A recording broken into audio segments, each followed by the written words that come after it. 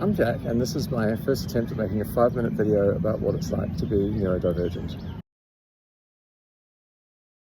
On average, around 75 to 85% of brains fit into the definition of neurotypical. And essentially they are the ones against which all others are judged, because that is what society has decided is the normal way for a brain to be. My brain is neurodivergent, and what that means is that at the actual physical level, my brain is physically wired or structurally different from a neurotypical brain. So it's not something that I'll grow out of. It's not something that I can just make go away by trying harder or concentrating harder or trying to be normal harder. And that's fine. It's my brain, and it's what makes me me.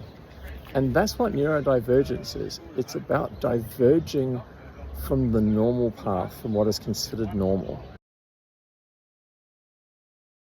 I am autistic, I'm ADHD, I have dyslexia, I have a thing called auditory processing disorder, and I have global aphantasia. The biggest ones for me are my autism and my ADHD. And to give you some examples, my autism loves predictability, it loves tidiness, order, and basically structure. It also loves being on time. My ADHD, on the other hand, gets very bored with structure. It doesn't like boredom at all. It craves novelty. It's completely time blind.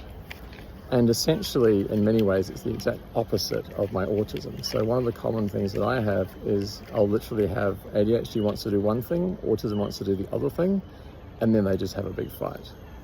And basically, my ADHD makes me very hyperactive. I have a very short attention span sometimes, and yet I can also concentrate if I'm hyper-focused for 10 plus hours at a time without a break. I have a terrible memory. If you give me a list of 3 things, by the time you get to number 3, I've probably lost number 1. It is extremely difficult for me to sit still.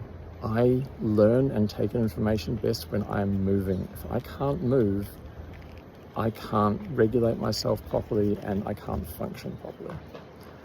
My ADHD makes me incredibly creative because my brain is literally going at 1,000,000 miles an hour all the time. It never stops. And so you might say one thing, and by the time you've finished your sentence, I've already thought of 20 different things that are variations on that or that have triggered things in my head.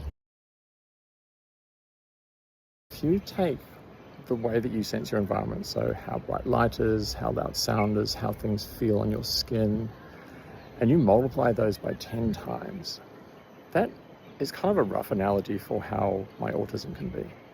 Another thing with autism is that quite often conversations can be a little strange. So for example, we have autistic special interests, and so these are subjects that we're not just interested in, they literally become part of our soul, and we will learn every single thing and pretty much become an absolute expert on the subject. And so if we're talking to someone and we like them, then often what we'll do is we will just literally info dump about our special interest on this poor unsuspecting person. And so for us, it's us showing how engaged we are and we're like really happy. And the other person, it just looks like the Encyclopedia Britannica just took a dump.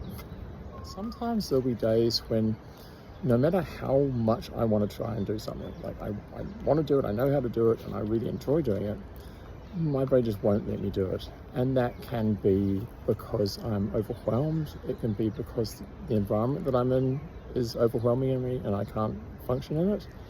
It could be because I've run out of energy from the previous day perhaps, or a social thing, and my brain just doesn't have the capacity.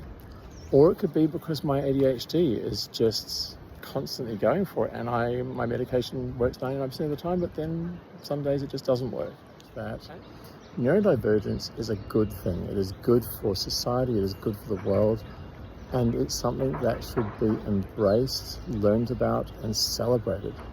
Because ultimately, the ones that diverge from the norm are the ones that are going to do the things that need to be done, make the discoveries, see problems in a different light, approach humanity in a different light, approach the environment in a different light. we need different answers, and the divergent brains are a big part of those answers.